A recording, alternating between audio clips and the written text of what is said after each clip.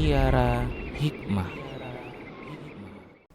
Bismillah, assalamualaikum warahmatullahi wabarakatuh.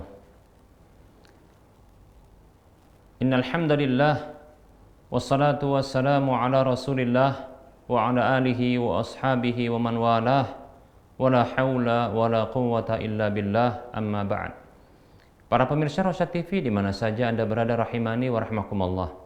Kembali kita ke program Mutiara Hikmah spesial Ramadan. Kali ini kita akan bahas sebuah tema terkait dengan ghibah saat berpuasa. Baik para hamba Allah rahimani wa rahimakumullah. Ghibah ini merupakan bentuk dosa besar di antara dosa-dosa besar. Karena Allah Subhanahu wa taala menyamakan itu dengan memakan bangkai saudaranya sendiri, memakan daging bangkai saudaranya sendiri.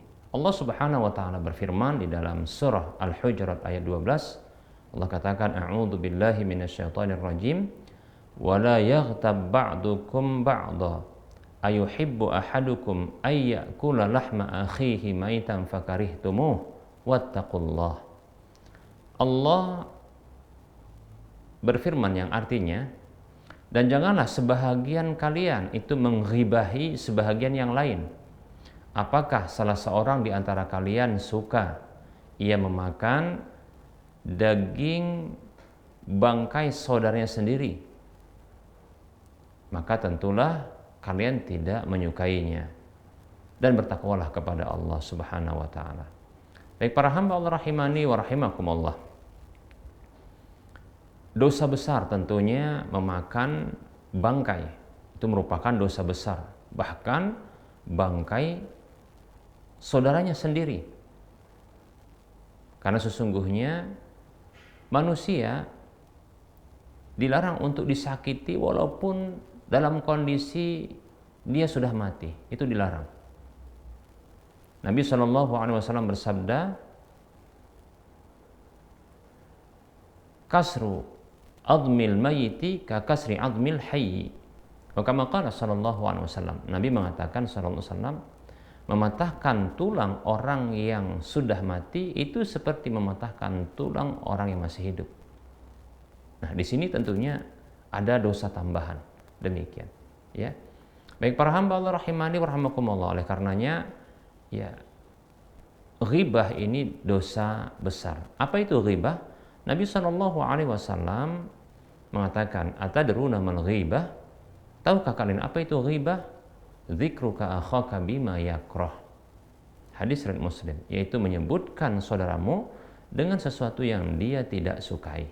Baik para hamba Allah rahimani wa rahimakumullah, ghibah dosa besar. Memang ghibah ini tidaklah membatalkan puasa, walaupun diumpamakan oleh Allah Subhanahu wa taala seperti memakan daging bangkai saudaranya sendiri.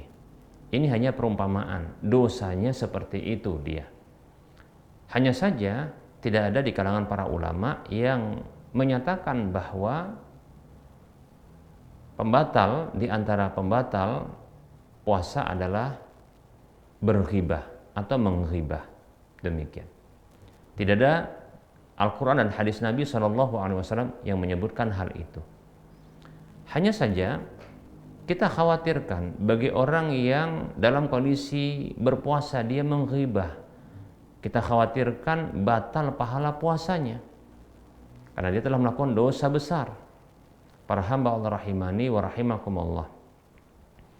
Rasulullah SAW pernah menjelaskan sebuah dosa yang ternyata membuat Allah tidak butuh dengan pahala puasa orang yang melakukan dosa tersebut. Dalam hadis yang diriwayatkan oleh Imam Al-Bukhari dalam kitab sahihnya dan yang lainnya, Rasulullah SAW bersabda, man lam yada' qawla zuri wal amala bihi falaysa lillahi hajatun fi an yada'a ta'amahu wa syarabahu.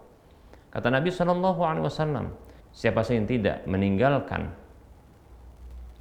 qawla zur, yaitu berkata palsu, berkata dusta, wal amala bihi, dan melakukan kedustaan dan kepalsuan tersebut, manipulasi, maka Allah Subhanahu wa taala tidak butuh kepada puasanya yang dia meninggalkan makan dan minumnya. Hadis riwayat Al-Bukhari. Baik para hamba Allah rahimani wa rahimakumullah. Dosa dusta, dosa manipulasi.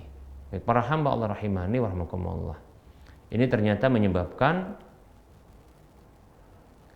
pahala puasa seseorang hamba yang melakukan puasa itu tidak dibutuhkan oleh Allah. Kita khawatirkan orang yang menghibah.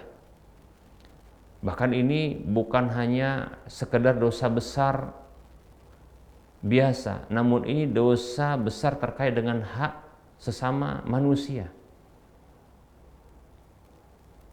Manusia itu dizalimi karena ghibah ini. Nah, ini dikhawatirkan pahala puasa orang yang melakukan ghibah ini tidak akan didapatkan olehnya, tidak akan diterima oleh Allah Subhanahu wa taala. Baik para hamba Allah rahimani wa rahimakumullah. Oleh karenanya tidak layak seorang mukmin yang menginginkan pertemuan dengan Allah Subhanahu wa taala agar Allah ridho kepadanya dan bertemu di hari akhir kelak dia membawa pahala, ternyata dia tidak mendapatkan pahala-pahala dari kebajikannya, di antaranya pahala puasanya, karena dia melakukan dosa yang dosa tersebut ternyata bisa menjadikan pahala puasanya tidak diterima oleh Allah Subhanahu wa taala, sehingga dia tidak mendapatkan pahala tersebut. Semoga Allah Subhanahu wa taala menjauhkan kita dari segala keburukan dalam kehidupan dunia dan akhirat kita. Amin ya rabbal alamin. Semoga bermanfaat. Wassallallahu ala Muhammad wa ala alihi wa ashabihi ajma'in. Walhamdulillahi rabbil alamin. Wassalamualaikum warahmatullahi wabarakatuh.